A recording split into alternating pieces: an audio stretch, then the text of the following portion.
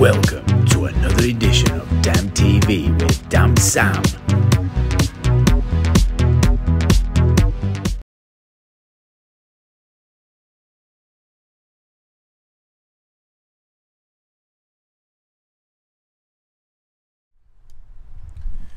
Morning everybody, Damn Sam here from a very windy on top of 86A, and you can see that there's been a bit of progress since this last video.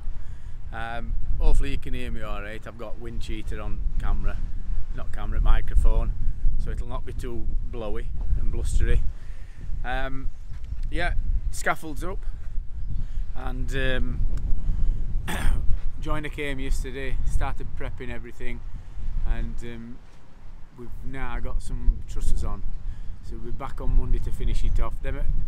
It's going to be a hip roof, so we bought trusses for middle bit, and then the joiner will make up the hip bit by hand. There's a plan came when we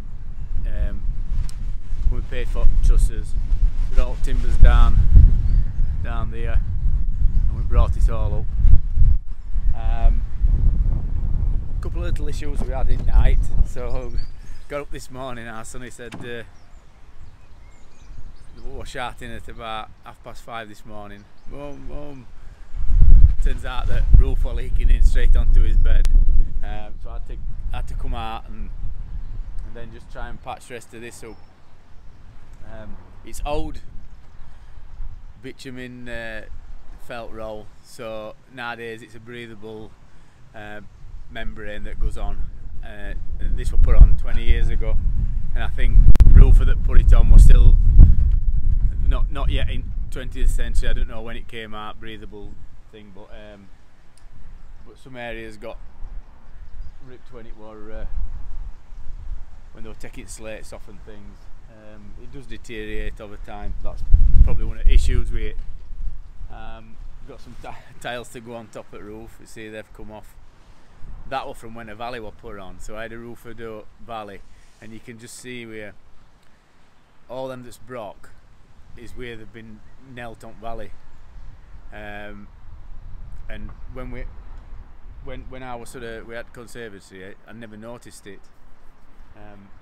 That one blew off other day, so they're all loose. But when roofers come to do this bit, they're going to patch that bit up. On the other side it's fine, it's just this side I don't know why. But anyway, other than that, it's a decent roof. So these trusses are going to go on here,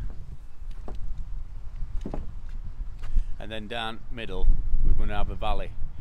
I've just been to Builders Merchants and bought some 18mm marine ply, 3 sheets for him, so that'll form a box gutter, and then it'll be lead lined. I think that's how they're going to do it anyway. But that'll be down to roofers.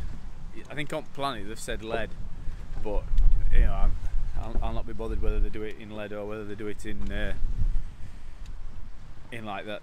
I think it's like a rubber roofing solution, rubber epoxy solution thing. So yeah, so we're getting a bit of progress, which I'm excited about, because it's been stood for a week. But trust us, as soon as we start with this bit, or as soon as we got this bit up, we had all that nice weather, and then it absolutely peed it down. So a lot of things I'm going to have to sort out. All this floor is going to come up back to chipboard underneath. It's treated chipboard, so I'm hoping there ain't going to be too much damage. I've got an access down there, so I'll once it's watertight, I'll take that up, and I'll just allow air to flow to dry it all out, so it'll be stood like that for quite a while till it all dries out in subfloor. I've got a dehumidifier. I don't think I'll need it. I think just air, when it gets a bit warmer, air will sort of evaporate all moisture. Then once it's dry, then we can start with all other stuff. Yeah, I've got roofers booked in on 11th. or thereabouts, and I'm tipping that's when joiner's gonna finish. Looks quite impressive now. So these are where Veluxes are gonna go. So you've got like some double trusses, and you've got a treble one at end. So it's getting quite exciting. I mean, it's dropped on that we've gone quiet, so we've been able to be on sites. James has been helping joiners, and we'll be helping them Monday, Tuesday as well. So we're around for clearing up and things like that. So it's not as stressful. If I'd have been on other jobs, I think I'd have been a bit more up here, because at least when you're on site you can deal with any issues. They can ask you they can ask you questions anyway, but it's just a bit easier. So yeah, so I think that's all for now. He said he had a few issues with this, trying to get him in, like just getting caught. Said it were awkward, and I can see, because I mean I've gone from one end to other when I was trying to get them things. I was on my knees because it's quite low down, so you're forever bending up and down.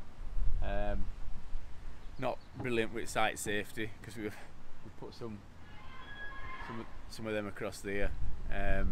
Don't try this at home. It's only because it's my site, and the joiner wanted to do that. I think what they said is, I mean, if it had been up to me, I'd have had it all scaffolded out all the way through, but he said he didn't want that. They just wanted to do that. So there's nothing I can do about that. I can't force them to. Well, I suppose I could force them, but that's how they wanted to do it. Guys that do it, I mean, there's a carpenter lad that's doing it, but what they do as the main job is they do loft conversions. So they're used to difficult jobs, so to speak. They can sort of, it's a bit like me. I mean, I can plaster any wall. Been doing it that long. These joiners that same put out in front of them, and they don't say, oh, we've got a problem, and then what am I going to do about it? Can you phone architect or can you phone surveyor? They just sort it out the ends, because they've done it that many times. They've come across that many problems. It's just like us with damp proofing, plastering, remedial work. We've come across that many situations. I mean, there's always new ones, but we've come across that many situations that it's just second nature to, right, well, we need this, we'll get this, fetch us one of these and I'll sort this out.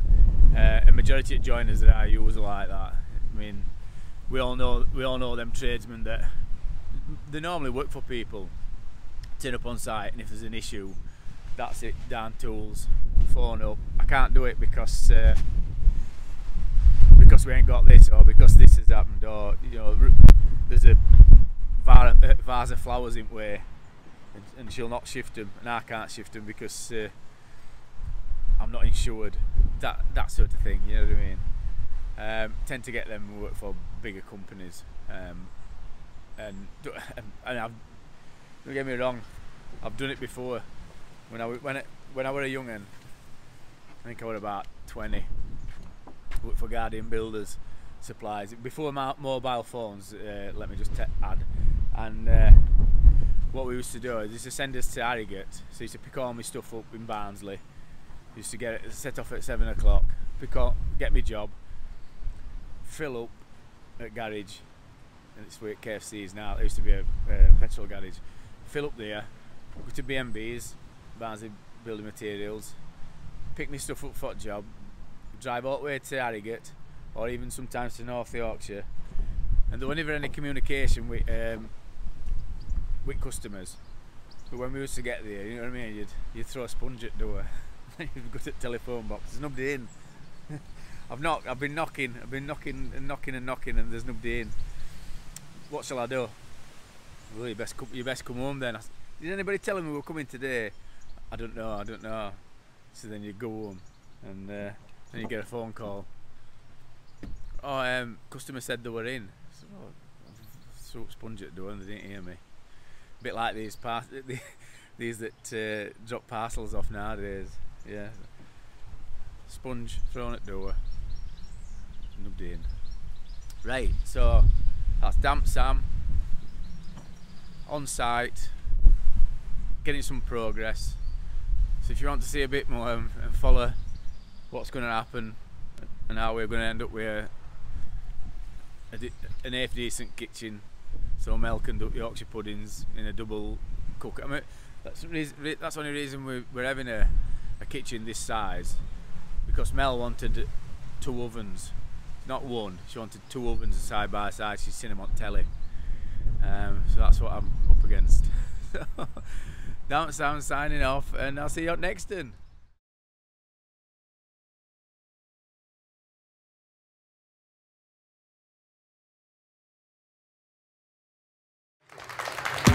Thanks for watching another edition of Damp TV with Damp Sam. Please subscribe and please like the channel.